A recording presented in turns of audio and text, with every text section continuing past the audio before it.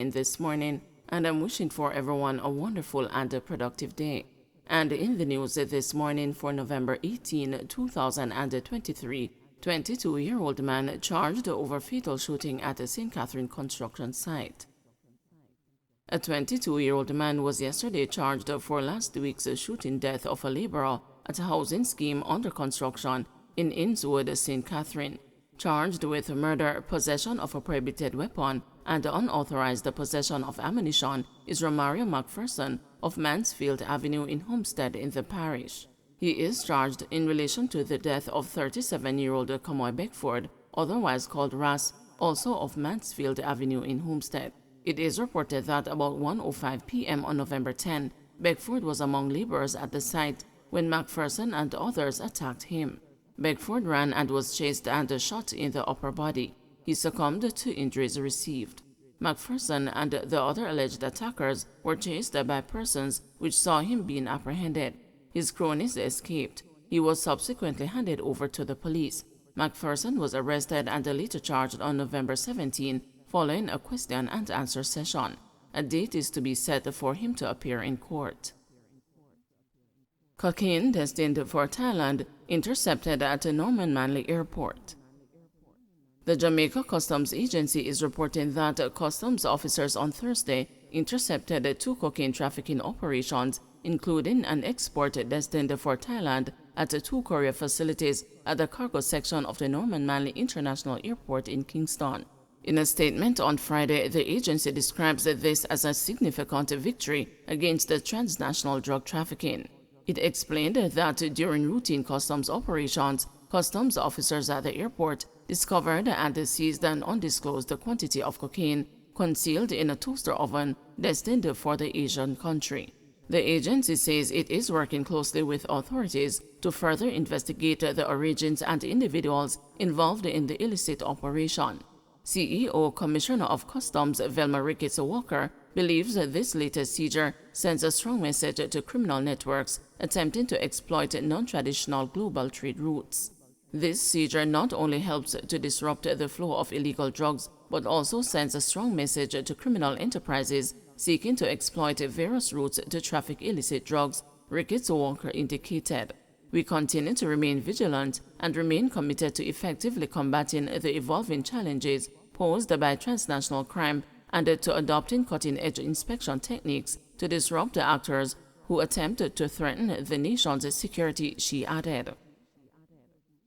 High turbidity still affecting some NWC systems.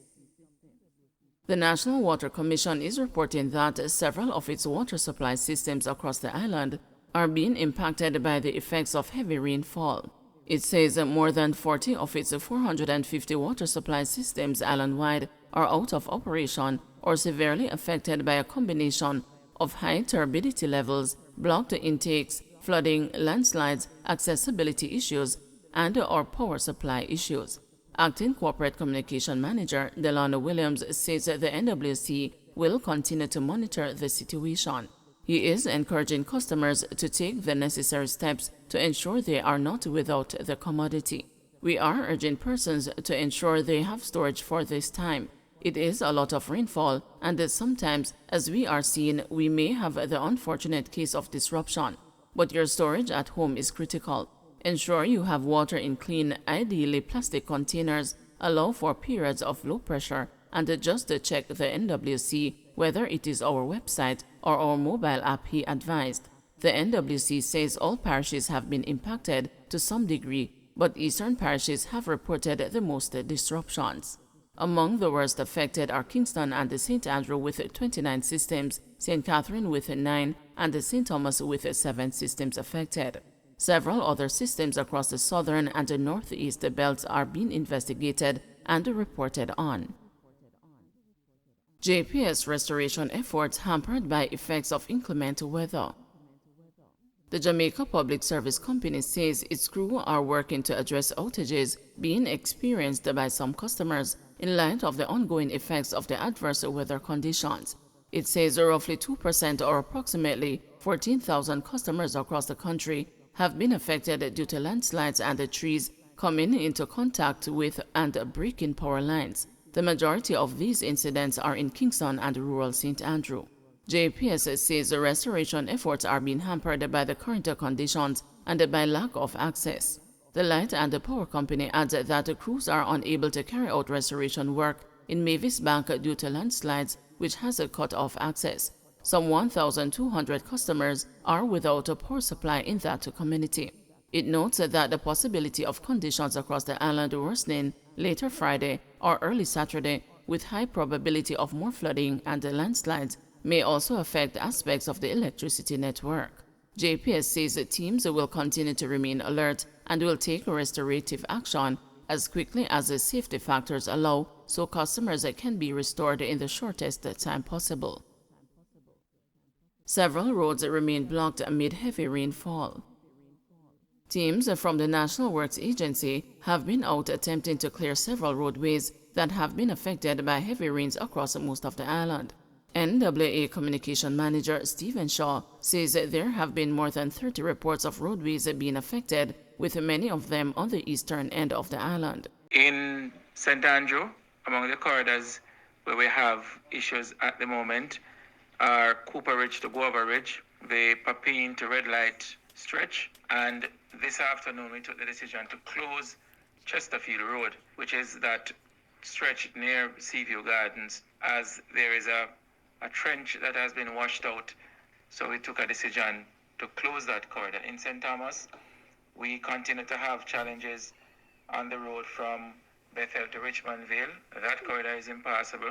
It was earlier reduced to single lane, but the embankment on which that single lane has deteriorated to the point where we have had to render it impassable. Landslides are impacting the corridor from Bowden to Old Pira, and we have fallen trees impacting Portmorant to Pleasant Hill. In Portland, we have been able to reopen the Fellowship to Berrydale Road, but the roads from Port Antonio to Nonsuch, Wakefield to Hardware Gap, and Hector's River to Merton remain impassable, and we are working to have those done. In St. Catherine, the big pond has overflowed onto the roadway, so the road between Old Harbour and Bartons is now impassable. We have the Zion Hill Bridge to Parks Road and Bartons to Ginger Ridge corridors. These are being impacted by landslides. We have mobilized and we are hoping to push through these corridors before the end of today. Vaz vows to follow up on leaky airport roof as a video goes viral. Minister of Science, Energy, Telecommunications and Transport Darrell Vaz has responded to a video circulating on social media showing a leaky roof at the Norman Manley International Airport in Kingston. The footage, now viral on several social media platforms, shows several buckets marked with NMIA initials scattered across the floor at the airport. Social media users have since called on the minister to prioritize the port of entry, as the current condition does not reflect well on Jamaica. "This is embarrassing. This is the gateway to the capital," one user commented. "I hate to agree with you, but this is not a good look as well. We need to do better," another posted on Twitter. Replying to the video on Twitter, Vaz labeled the leaky roof situation as unacceptable and vowed to follow up on the issue. "Thanks, Chris, I will follow your advice." Unacceptable, the minister posted.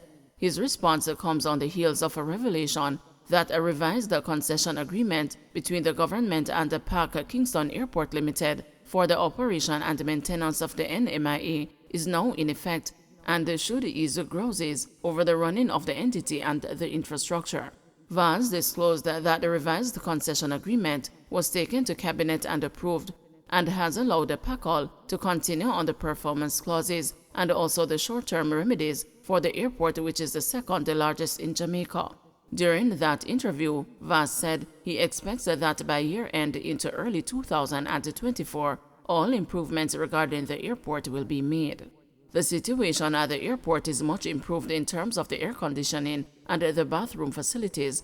They are improved, but is still a work in progress, not fully completed as yet. There is still work to be done, he said at the time. "I am expecting that by the end of this year into early next year, all of the improvements will be made in terms of the issues that have been at the forefront of the complaints."